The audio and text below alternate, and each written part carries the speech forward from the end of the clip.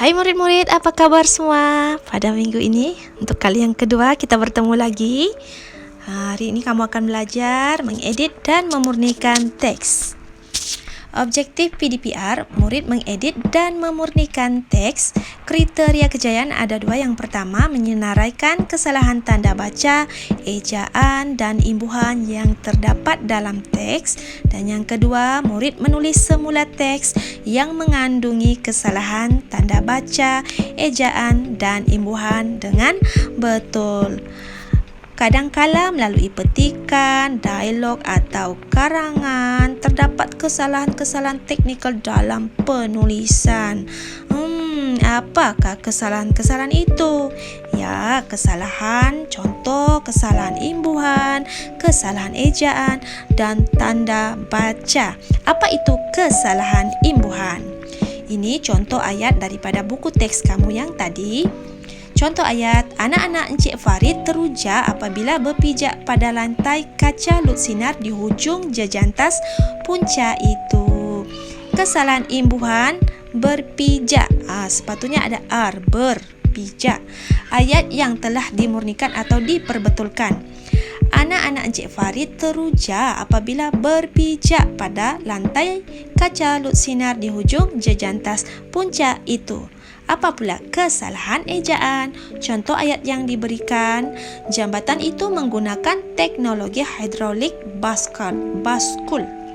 Ya, kesalahan ejaan di situ. Kamu boleh rujuk kamus Dewan ataupun kamus elektronik yang terdapat dalam laman web Google dan sebagainya. Kamu boleh cari ya.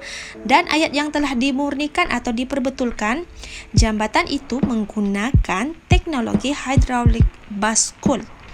Apa pula kesalahan tanda baca? Contoh ayat, wah, cantiknya seni bina. Tidak saya sangka Malaysia ada binaan sehebat ini. Luah Farisha.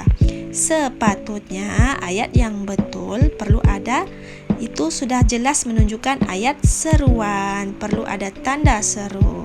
Jadi ayat yang telah dimurnikan atau diperbetulkan, wah, cantiknya seni bina. Ada tanda seru. Tidak saya sangka Malaysia ada binaan sehebat ini. Luah Farisha. Jadi, sebagai tugasan kamu, aktiviti yang pertama, kamu hanya perlu senaraikan kesalahan tanda baca, ejaan dan imbuhan yang terdapat dalam teks. Sekurang-kurangnya ada 18 kesalahan-kesalahan tersebut. Kamu boleh buat dalam bentuk jadual seperti yang cikgu tunjukkan ini. Dan aktiviti yang kedua, ini merupakan contoh-contoh kesalahan tanda baca, ejaan dan imbuhan cikgu telah berikan ya. Kamu hanya perbetulkan sahaja nanti. Baiklah.